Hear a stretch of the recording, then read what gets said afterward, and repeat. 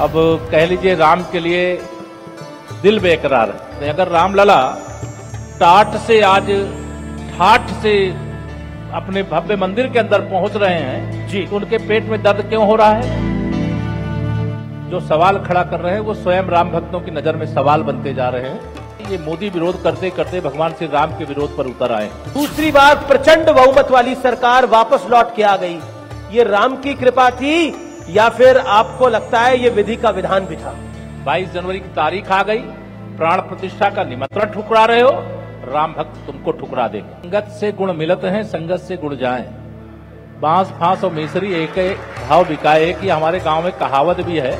वह विरासत में मुख्यमंत्री की कुर्सी पाए थे, सियासत पाए थे और इसके कारण से उनको बहुत अहंकार रहता है। मैं ओबीसी वर्ग से आता हूं, वो फर्जी पीडीए की बात करते हैं।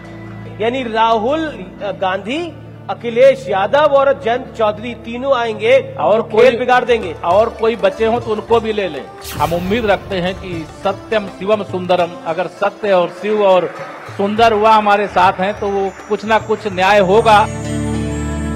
केशव जी आपका अभिनंदन है, बहुत धन्यवाद है। और पहला सवाल तो आपसे यही है कि 1992 के बाद 2024 जब रामलला का भव्य दिव्य मंदिर बन रहा है तो पहले शब्द क्या है आपके मन में? उस समय भी पहला शब्द जय श्री राम था, आज भी जय जय सिया राम है, जय जय श्री राम है और चारों तरफ राम राम है। अब पूरी तरह से राममय है। आज का जो समय है या 22 जनवरी जो आने वाली है, उस ऐतिहासिक घड़ी का मुझे ही नहीं मेरे जैसे कोटि कोटि राम भक्तों को इंतजार है जी। अब कह लीजिए राम के लिए दिल बेकरार है। लेकिन वो कहते हैं ना, जा पर कृपा राम की होई, ता पर कृपा करे सब कोई। बीजेपी 2 से 300 पर आ गई। उत्तर प्रदेश में बाबूजी कल्याण सिंह की सरकार गई थी, दूसरी बार प्रचंड बहुमत वाली सरकार वापस लौट के आ गई। ये राम की कृपा थी या फिर आपको लगता है ये विधि का विधान भी था? देखिए, जा पर कृपा राम की होई, ता पर कृपा करे सब कोई, यह तो आप कह ही रहे हैं। लेकिन जाकी रही भावना जैसी, प्रभु मूरत देखी तिन तैसी। अगर हम राम भक्त हैं, राष्ट्र भक्त हैं, गरीब के भक्त हैं, तो स्वाभाविक तौर से सबके समर्थन से, सबके आशीर्वाद से हमें उत्तर प्रदेश में अगर रामलला के चरणों में एक नहीं 4 चुनी हुई सरकारों को कांग्रेस की सरकार ने बर्खास्त करने का काम किया था। उसमें बाबूजी कल्याण सिंह जी के नेतृत्व वाली उत्तर प्रदेश की भी सरकार थी, मध्य प्रदेश, राजस्थान और हिमाचल प्रदेश की भी सरकार थी। लेकिन तुलसी के राम है, शबरी के राम है, केवट के राम है, वाल्मीकि जी के भी राम हैं, सबके अपने अपने राम हैं। केशव के राम कैसे हैं? मेरे राम तो अयोध्या धाम में है और मेरे भी रोम रोम में है और आपके रोम रोम में है। वो प्रभु कहते हैं जा पर कृपा करके वो दिखा देते हैं अपने रूप को, देख लेते हैं। अन्यथा इस समय तो उनका एक रूप दिखने लगा है रामलला के जन्म स्थान पर, जिसे पूरा देश देख रहा है। न्यूज 18 के मंच पे हम भी अमित जी के साथ ही जब राम पर चर्चा कर रहे हैं तो यह भी कहने में मुझे बहुत खुशी हो रही है कि जो हमारा विरोधी भी है, चाहे वह राजनीतिक रूप से, वैचारिक रूप से, तो यह सारे के सारे लोग दिन भर में विरोध में ही सही राम का नाम अनेक बार लेते हैं। अभी कुछ देर पहले अखिलेश जी मंच पर थे तो उन्होंने बोला कि राम की बात तो होती है, विकास की बात भी होनी चाहिए। वो भी राम के साथ है, वो श्याम के साथ भी है। उन्हें राम में कृष्ण और कृष्ण में राम दिखते हैं। देखिए, उनको विकास की बात गुंडागर्दी करने वाले, माफियाओं का संरक्षण करने वाले, राम भक्तों के खून से जिनके हाथ रंगे हुए हैं, वह राम और श्याम की बात करके जो गुमराह करने का प्रयास करते हैं, उससे उन्हें कुछ हासिल होने वाला नहीं है। बल्कि आज मैं ये कह सकता हूं कि पूरी तरह से इनकी भावनाएं, इनको भगवान को जैसे जनकपुर में अलग रूप में सब देख रहे थे, लेकिन जो भगवान के रूप में देख रहे थे, भगवान उनको भगवान के रूप में दर्शन दे रहे थे। लेकिन ये उसी श्री रामचरितमानस की एक चौपाई है, जाको प्रभु दारुण दुख दीना, ताकि मति पहले हर लीना। लेकिन एक सवाल बार बार खड़ा हो रहा है कि मंदिर अधूरा बना है, उसकी प्राण प्रतिष्ठा कैसे हो सकती है? विपक्ष के कई नेता इस पर सवाल खड़ा कर चुके हैं।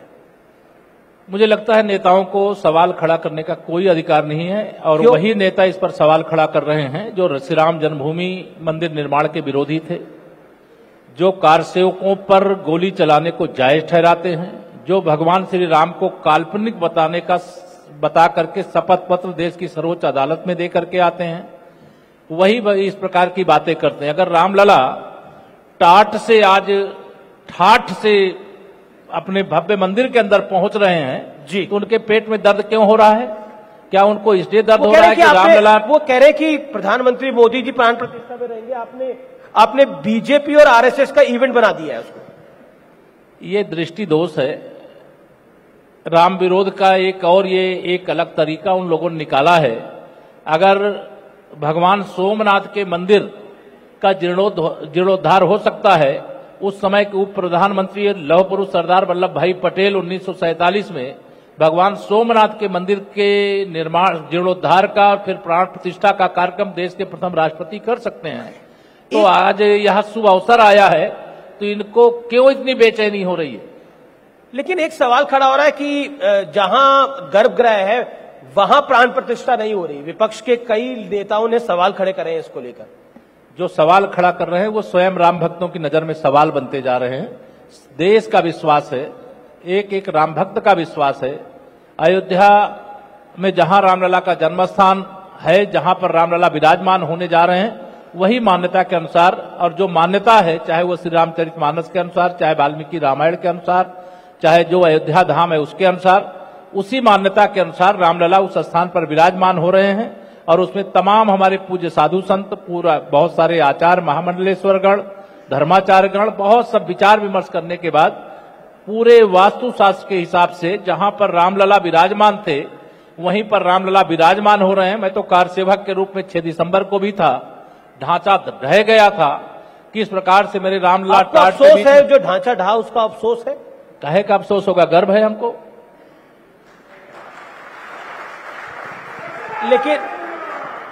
लेकिन कई नेता कहते हैं कि मस्जिद गिराकर मंदिर बनाया गया। वो कलंकित ढांचा था, गुलामी की निशानी थी और उसको कारसेवकों ने मिटा दिया। इसका हमें गर्व है और मैं भी एक कारसेवक के रूप में वहां पर था, इसका भी मुझे गर्व है। लेकिन क्या आपको लगता है विपक्ष के नेताओं का इस पूरे कार्यक्रम का बॉयकॉट करना? अखिलेश जी के पास निमंत्रण आया लेकिन उन्होंने बोला मैं जाऊंगा लेकिन बाद में जाऊंगा, अभी नहीं जाऊंगा। देखिए, माननीय प्रधानमंत्री नरेंद्र मोदी जी के लोकप्रियता से घबरा करके ये मोदी विरोध करते करते भगवान श्री राम के विरोध पर उतर आए। 2024 में इनको जमानत बचाना मुश्किल हो जाएगा, क्योंकि आप भाजपा का विरोध कर सकते हो एक दल के नाते, आप सबसे लोकप्रिय नेता का विरोध कर सकते हो क्योंकि वह एक दल की ओर से चुनी गई सरकार के माननीय लोकप्रिय प्रधानमंत्री हैं, लेकिन उनका विरोध करते करते भगवान श्री राम के विरोध पर उतर आओगे तो इसका जवाब राम भक्त भी देंगे, राष्ट्रभक्त भी देंगे। आपको लगता है 2024 के चुनाव में राम एक मुद्दा रहेगा? हमारे लिए भगवान श्री राम आस्था के, श्रद्धा के, विश्वास के केंद्र हैं। रामलला के मंदिर निर्माण का संकल्प हमारा 22 जनवरी 2024 का नहीं है। यह हमारा संकल्प हिमाचल प्रदेश में भारतीय जनता पार्टी की राष्ट्रीय कार्य समिति में डंके की चोट से कहा गया था, जहां राम ने जन्म लिया है मंदिर वहीं बनाएंगे और जो भी करना होगा वह करके दिखाएंगे। और जो हम लोग उस समय नारा लगाते थे सुगंध राम की खाएं, मंदिर भव्य बनाएंगे, तो यही विरोधी लोग कहते हैं, लेकिन ये तारीख नहीं बताएंगे। 22 जनवरी की तारीख आ गई, प्राण प्रतिष्ठा का निमंत्रण ठुकरा रहे हो, राम भक्त तुमको ठुकरा देंगे। लेकिन कांग्रेस के नेता राहुल गांधी शिवधाम जाएंगे आसाम में, और ममता बनर्जी भी एक मंदिर में जाएंगी। वो कहते हैं कि हम इस कार्यक्रम में नहीं जाएंगे लेकिन बाकी मंदिरों में जाएंगे। ये भारतीय जनता पार्टी की विचारधारा की जीत है। जो कभी रोजा अवतार की पार्टी छोड़ करके किसी मंदिर में शीश झुकाने नहीं जाते थे, आज उन्हें मंदिर में माथा टेकना पड़ रहा है। ये मेरे लिए गर्व की बात है। एक सवाल कि राम मंदिर को लेकर आपके परम मित्र असाउद्दीन ओवैसी की मैं बात कर रहा हूं, वो कहते हैं कि सत्ता में बैठे लोग, आप जैसे लोग मस्जिदों को ललचाई भरी नजरों से देख रहे हो। अभी तो अयोध्या हो गया, आप काशी मथुरा पे शुरू कर दिए कहानी आप लोगों ने। ये काम तो जब भगवान सोमनाथ जी का मंदिर का जीर्णोद्धार हो रहा था, कांग्रेस उस समय देश में नेतृत्व कर रही थी सरकार का, अयोध्या, मथुरा, काशी तीनों मामला उसी समय एक साथ हल हो जाना चाहिए, या तुष्टीकरण की राजनीति के कारण से 1947 में जो समस्या हल होनी चाहिए वो 2024 में जब देश के प्रधानमंत्री माननीय नरेंद्र मोदी जी बने हैं तब उसका समाधान हो रहा है, तब भव्य मंदिर का निर्माण हो रहा है।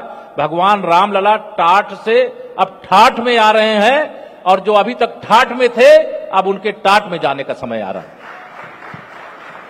लेकिन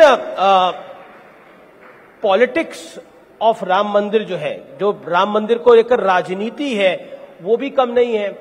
आप लोग क्लेम करते हैं, यानी बीजेपी क्लेम करती है कि राम मंदिर वो बनवा रही है और राम मंदिर उनके प्रयासों से बन रहा है। कांग्रेस कहती है कि राजीव गांधी ने ताला खुलवाया था। देखिए, कांग्रेस को शर्म आनी चाहिए इस प्रकार की बात कहने से, क्योंकि श्री राम सेतु का मामला जब देश की सर्वोच्च अदालत में पहुंचा था, देश में कांग्रेस की सरकार थी और कांग्रेस सरकार का शपथ पत्र देश की सर्वोच्च अदालत के सामने आज भी है, जब उन्होंने भगवान श्री राम को काल्पनिक बताया था। जो राम सबरी की कुटिया में भी हैं और शहर के बड़े बड़े महलों में भी हैं, मेरे अंदर भी राम है, आपके अंदर भी राम है, उनके अंदर भी राम है, उन भगवान श्री राम को काल्पनिक बता करके उन्होंने राम भक्तों के अपराधी होने का पहले ही प्रमाण पत्र दे दिया। जी, लेकिन दो तीन चीजें जो कि बहुत महत्वपूर्ण हो जाती हैं राम मंदिर की, जो क्योंकि प्राण प्रतिष्ठा हो रही है इसलिए ये महत्वपूर्ण हो जाता है। क्या आपको लगता है कि जिस तरह से एक विरोध के स्वर खड़े हुए हैं, एक नेता है स्वामी प्रसाद मौर्य, उन्होंने तो हिंदू धर्म को ही धोखा करार दे दिया है। श्री रामचरितमानस के बारे में उन्होंने जो शब्द बोले हैं वो मैं बताना नहीं चाहता, क्या कहना चाहते हैं आप? देखिए, यह सारे जो रट्टू तोता है सपा बहादुर श्री अखिलेश यादव जी के, चाहे वह स्वामी प्रसाद मौर्य जी हों, चाहे वह शिवपाल यादव जी हों, चाहे कोई और जी हों, वह सारे लोग श्री अखिलेश यादव जी जो लिख करके देते हैं वह पढ़ करके आप सबके माध्यम से सुनाते हैं और देश का अपमान करते हैं, सनातन का अपमान करते हैं, राम भक्तों का अपमान करते हैं, राष्ट्र भक्तों का अपमान करते हैं और इस अपमान का हिसाब जरूर चुकता होगा, वह जनता चुकता करने का काम करेगी। और श्री अखिलेश यादव जी यह जो विशेष तौर से राम भक्तों का, कृष्ण भक्तों का, शिव भक्तों का जब सत्ता में थे तब भी अपमान किए थे, तब यह जब सत्ता में थे तो सपा स्वामी प्रसाद मौर्य जब तक आपके साथ थे तो वो ऐसा नहीं करते थे। अब तो शक होता है कि आप लोगों ने भेज दिया उनको वहां पर। संगत से गुण मिलत हैं, संगत से गुण जाएं। बांस फांस और मिसरी एक भाव बिकाए कि हमारे गांव में कहावत भी है। और अगर वो सपा की संगत में गए हैं और उसके बाद उनके अंदर शुद्धता रहेगी, वो अच्छी बातें बोलेंगे, ये मुझे लगता नहीं। लेकिन सिर्फ एक स्वामी प्रसाद मौर्य नहीं है, के रजन्ना है कर्नाटक में कांग्रेस के मंत्री, बड़े नेता हैं, वो कहते हैं कि वो राम मंदिर में जो मूर्तियां अवतरित हुई थी वो रामलला की मूर्तियां नहीं थी, वो गुड़िया थी और सबने राम मंदिर बोलना शुरू कर दिया। देखिए, जाकी रही भावना जैसी प्रभु मूरत देखी तिन तैसी। अगर उनकी भावना भगवान राम को श्री राम लला के रूप में देखने की नहीं है तो भगवान उनको सद्बुद्धि दें।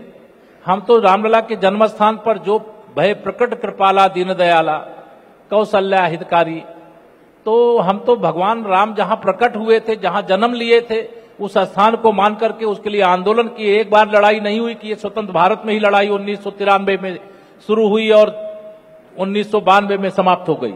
यह लड़ाई तो 500 साल पुरानी है, लाखों राम भक्तों का बलिदान हुआ है। उस बलिदान के बाद यह स्वप्न साकार हुआ है। अब इसके कारण से रामलला का भव्य मंदिर निर्माण का कार्य पूर्ण हो रहा है। लेकिन आप जिस बलिदान की बात कर रहे हैं, कहा जाता है कि 14 से 16 कार, जो सरकारी आंकड़ा है, 14 से 16 कार सेवकों की जान गई थी, लेकिन ये सरकारी आंकड़ा है। लेकिन एक तरफ से कहा जाता है कि सरयू को लाल कर दिया गया था। आपने खुद बोला आप कार सेवा में थे, उस दिन हुआ क्या था? आज की पीढ़ी को आप अनगिनत राम भक्तों को, विशेष तौर से चुने हुए गुंडों को वर्दी पहना करके समाजवादी पार्टी की सरकार ने कार सेवकों को गोलियों से अयोध्या में भूना था। और उसके कारण से अगर वह 15-16 की गिनती गिना करके बताना चाहते हैं तो मैं उनको यह बताना चाहता हूं कि हमने भी राम भक्तों के चिता की राख लेकर के हुतात्मा कार सेवकों की जो हुतात्मा यात्रा है वो उनकी राख लेकर के गांव-गांव में जाकर के घुमाया था। और उस समय जो राम भक्तों ने संकल्प लिया था, समाजवादी पार्टी, मैं आपको आज ये कह रहा हूं न्यूज 18 के मंच से आने वाले समय में यह रामद्रोही मानसिकता के लोग सत्ता का स्वाद कभी चख नहीं पाएंगे। इन्होंने राम भक्तों का जितना अपमान किया है, जितने राम भक्तों को जेल भेजा है, जितने राम भक्तों पर अनेक प्रकार के मुकदमे लिखने का काम किया है। हमारे राम भक्त, जब मैं तो प्रयागराज में उस समय संगठन मंत्री था, लाखों राम भक्त आ रहे थे, ये लाठी चला रहे थे। आज हमारी सरकार है, मोदी जी के नेतृत्व में देश में सरकार है, डबल इंजन की सरकार, सपा की सरकार में राम भक्त लाठी खा रहे थे, गोली खा रहे थे, जेल जा रहे थे।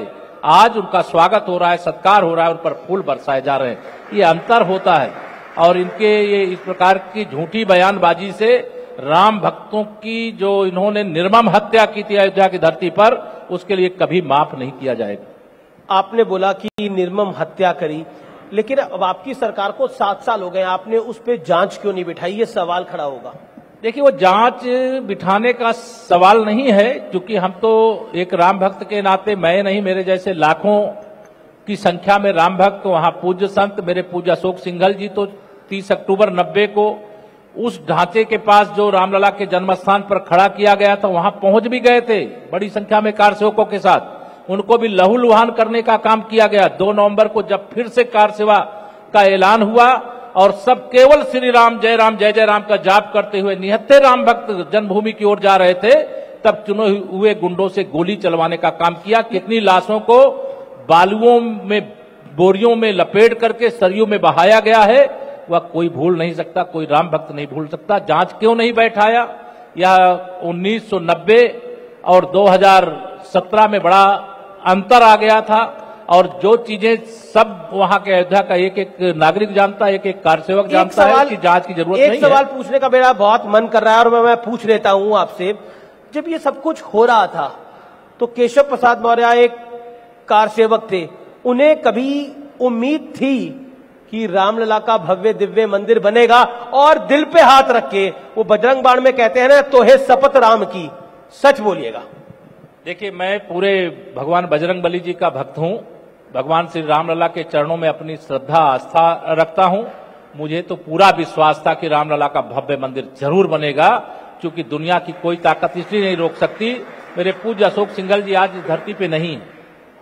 वो श्वेत वस्त्रधारी संत पूरे आंदोलन के सेनापति थे, हमारे अनेक पूज्य साधु संत उसका हिस्सा थे। और उन्होंने सामर्थ गुरु रामदास जी ने जिस विजय महामंत्र के जाप से छत्रपति शिवाजी महाराज की अगुवाई में हिंदू साम्राज्य की स्थापना की, वह विजय महामंत्र श्री राम जय जय राम का था। और उस मंत्र को पूरे भारत ने जपा, पूरी दुनिया ने जपा। उसके कारण रामलला का भव्य मंदिर भी बना। बलिदान देना पड़ा, बलिदान की परवाह नहीं है। अभी भी अनेक राम भक्त अगर राम के लिए जान देने की जरूरत हो तो आज भी करोड़ों राम भक्त लाइन लगा देंगे। लेकिन रामलला का आज भव्य मंदिर बन गया, इसका हमें गर्व है। और मुझे विश्वास था कि एक न एक दिन बनेगा। यह विश्वास नहीं था कि इतनी जल्दी बनेगा, लेकिन माननीय नरेंद्र मोदी जी के नेतृत्व में देश में सरकार बनी, इसलिए हम ढांचा गिरते हुए भी देख पाए और रामलला का मंदिर बनते हुए भी देख पाए। और 22 जनवरी को प्राण प्रतिष्ठा के लिए भी मुझे श्री राम जन्मभूमि तीर्थ क्षेत्र की ओर से निमंत्रण आमंत्रण मिल गया है। 22 जनवरी को भी रामलला के श्री चरणों में अपना मैं शीश झुकाने का सौभाग्य प्राप्त करूंगा। जी जी, उस घड़ी का इंतजार कर रहा हूं। बिल्कुल बिल्कुल, आखिरी दौर है चर्चा का। मैं एक सवाल जो कि कई बार आपसे पूछा गया होगा, लेकिन ये अखिलेश जी और आपके बीच में इतनी पॉलिटिकल टसल क्यों है? ये खींचतान क्यों है, बयानबाजी? मेरे और उनके बीच में कोई टसल नहीं है। वो थोड़ा अहंकारी हैं। वह विरासत में मुख्यमंत्री की कुर्सी पाए थे, सियासत पाए थे, और इसके कारण से उनको बहुत अहंकार रहता है। मैं एक गरीब माँ बाप का बेटा हूं, एक सामान्य किसान परिवार में पैदा हुआ हूं, संघर्ष किया हूं, सार्वजनिक जीवन में आया हूं, और वह तो एक नहीं अनेक बार वो आज हमारे मंच पे थे, आपके बारे में कुछ बोल के गए हैं। अच्छा, आज भी बोले? हाँ, मुझे तो मालूम ही नहीं था कि आज भी बोले, लेकिन अगर आज भी वो बोले हैं तो मैं यह जानता हूं कि उनकी जो भी गाली है, उस गाली का जवाब साइकिल को पंचर करके नहीं, उनकी सपा की साइकिल को खंड खंड करके समाजवादी पार्टी को समाप्तवादी पार्टी बना करके उत्तर प्रदेश की जनता जवाब देगी। क्योंकि केशव प्रसाद एक साधारण कार्यकर्ता है, उनका अहंकार। वो कह रहे हैं अब कौन से मंत्री हो? अब मैं श्री अखिलेश यादव जी को यह बताना चाहता हूं, मैं भारतीय जनता पार्टी की उस सरकार का उप मुख्यमंत्री हूं जो समाजवादी पार्टी का चक्का जाम कर दिया है, हम वो चक्का कभी खुलने वाला नहीं है। 2000 मैं आपको एक बड़ी घटना आपको बता रहा हूं। मैं 2012 में पहली बार विधायक बनकर के विधानसभा में आया जी। 2013 में 12 में ही सपा की सरकार बन गई थी। 2013 में एक समस्या प्रयागराज के कुंभ की थी। उस कुंभ की समस्या को मैंने उठाया था और उस उठाने के दौरान अनायास मेरे मुख से निकल गया कि तुम्हारे अत्याचारों का जवाब देश की जनता देने को तैयार है। 2014 में लोकसभा के चुनाव होंगे और देश के प्रधानमंत्री माननीय नरेंद्र मोदी जी बनेंगे। यह मैं सदन में बोल दिया।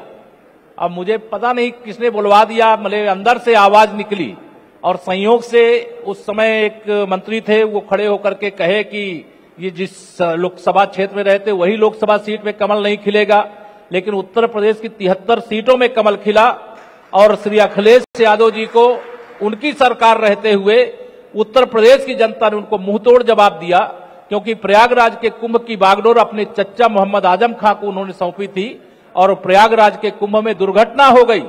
2019 का कुंभ हमारे शासनकाल में अर्ध कुंभ हुआ, भव्य व्यवस्था किया। तो श्री अखिलेश यादव जी को मैं यही कहना चाहता हूं कि उनके अहंकार का जवाब केशव प्रसाद नहीं देगा। उनके अहंकार, उनकी अपमानजनक भाषा का जवाब प्रदेश की जनता देगी। मैं ओबीसी वर्ग से आता हूं, वो फर्जी पीडीए की बात करते हैं।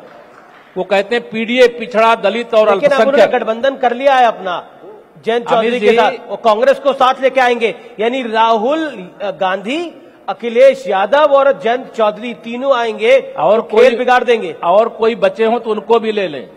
2019 पर ये 3 युवा आएंगे तो आपको नहीं लगता दिक्कत होगी? 2019 के लोकसभा चुनाव में सपा, बसपा, कांग्रेस, राष्ट्रीय लोकदल सब मिल गए थे। उत्तर प्रदेश में हम लोग 51% वोट के साथ 64 लोकसभा सीटें जीते थे।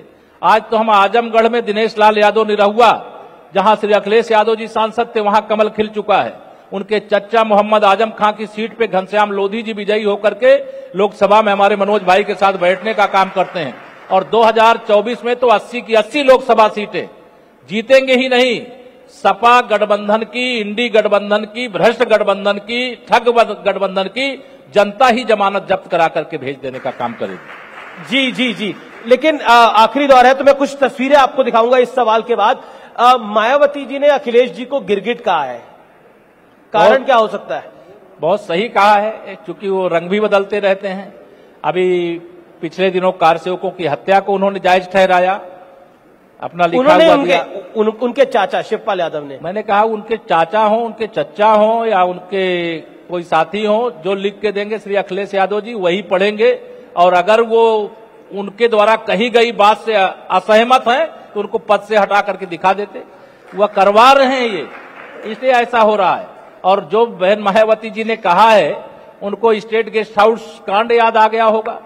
हम तो पहले ही कहते थे कि ये समाजवादी पार्टी के लोग गुंडे हैं, अपराधी हैं, माफिया हैं, इनसे बच के रहो। अच्छा है, उनको भी सद्बुद्धि आ गई, उनके साथ नहीं गई। लेकिन आपको ये 3 युवा चेहरे कैसे लग रहे हैं? राहुल गांधी, अखिलेश यादव, जयंत चौधरी। मुझे लग रहा है कि तीनों मिलकर के अपनी अपनी दलों की जमानत जब्त कराएंगे। चलिए आप तस्वीर दिखा देते हैं। पहली तस्वीर देखते हैं, कौन सी तस्वीर आ रही है? राम लखन सीता मन बसिया। ये आ रही है काशी और मथुरा की। हाँ हाँ, क्या कहना चाहते हैं आप? देखिए, अयोध्या हुई हमारी बाबा विश्वनाथ का धाम बनकर के तैयार हो गया है। मथुरा के विकास की गंगा बह रही है, क्योंकि काशी और मथुरा के दो जो ईदगाह और ज्ञानव्यापी मस्जिद का मामला है वो न्यायालय के समक्ष विचाराधीन है। हम उम्मीद रखते हैं कि सत्यम शिवम सुंदरम, अगर सत्य और शिव और सुंदर हुआ हमारे साथ हैं तो वो कुछ ना कुछ न्याय होगा। और मेरे कान्हा इंतजार में है।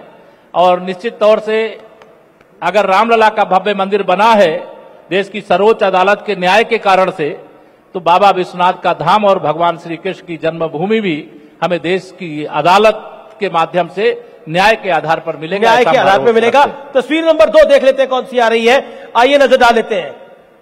श्री रामचरितमानस और स्वामी प्रसाद। श्री अखिलेश यादव जी की फोटो वहां लगा दीजिए जी, क्योंकि उनका ही लिखा हुआ उनको पढ़ना पड़ता, ना पढ़े तब वो पद से हटा दिए जाएंगे। अगली तस्वीर देख लेते हैं कौन सी आ रही है। राहुल गांधी और अखिलेश यादव। अब बहन जी ने उनका एक जन का नाम पहले ही बता दिया है, दूसरे का नाम आप लोग लेते रहते हो, क्या नाम है वो जहां जहां जाएंगे वहां वहां हमारा कमल खिलता रहेगा। जी, अगली तस्वीर देख लेते हैं कौन सी आ रही है। सुंदरकांड करते हुए अरविंद केजरीवाल।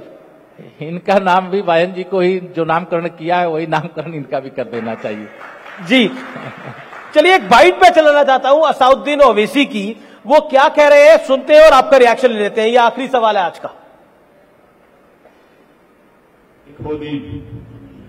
और वहां पर क्या किया जा रहा है आप देख रहे हैं। नौजवानों, क्या तुम्हारे दिलों में हमारे दिलों में तकलीफ नहीं होती कि जिस जगह पर हमने 500 साल हय्या अल सलाह और हय्या अल फलाह की सदाएं दी, जहां पर हमने बैठकर कुरान करीम का जिक्र किया, जहां पर हमने बैठकर सलातो सलाम के नजराने पेश किए, आज वो जगह हमारे हाथ में नहीं है। वो कह रहे तकलीफ होनी चाहिए, आज वो जगह हमारे हाथ में नहीं है। देखिए, भगवान श्री रामलला हिंदुओं के भगवान हैं और मुसलमानों के पूर्वज हैं। अगर मुगल इस देश से चले गए और उन्होंने किसी हमारे आस्था के केंद्र को ध्वस्त करके वहां पर कोई ढांचा खड़ा किया था, तो वह निश्चित तौर से गुलामी की निशानी है। वो आज के युवाओं को उकसा रहे हैं। उनके उकसाने से कोई फर्क भी नहीं पड़ेगा और हम लोग तो सबका साथ सबका विकास का पक्ष लेते हैं और निश्चित तौर से रामलला का भव्य मंदिर बन रहा है। मैं जानता हूं हिंदू तो बहुत खुश है, लेकिन बड़ी संख्या में मुसलमान भी खुश है।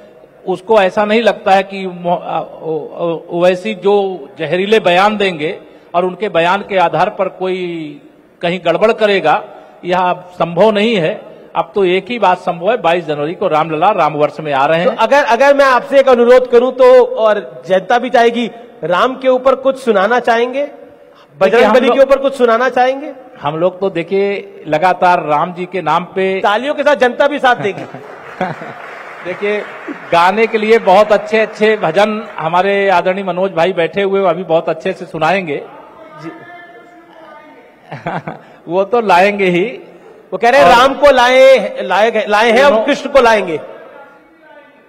ये हम लोग बचपन से नारा लगाते रहे हैं। अयोध्या हुई हमारी, काशी मथुरा की बारी, और जो राम को लाए हैं वो बाबा को भी लाएंगे या कान्हा को भी लाएंगे। या गीत आप लगातार सुन रहे हैं, लेकिन इस समय तो एक ही भजन है। जी जी, श्री राम जय जय राम, और यह महामंत्र विजय महामंत्र है, मैं आपको बता रहा हूं। और राम काज करबे को आतुर जो हनुमान जी महाराज हैं, वो पूरी लीला कर रहे हैं। 500 साल बाद अगर रामलला अपने जन्म स्थान पर आ रहे हैं, तो ये हनुमान जी की लीला, भगवान राम जी का कार्य वो तेजी से कर रहे हैं। राम काज कीन्हे बिना मोहि कहां विश्राम, मुझे भी जाना है अयोध्या धाम। जी, आप जी, सभी को जय श्री राम। बहुत बहुत शुक्रिया आप सबको, आपको मेरी राम राम। और एक मिनट आप सभी बैठे रहे और जोरदार तालियां हो जाए।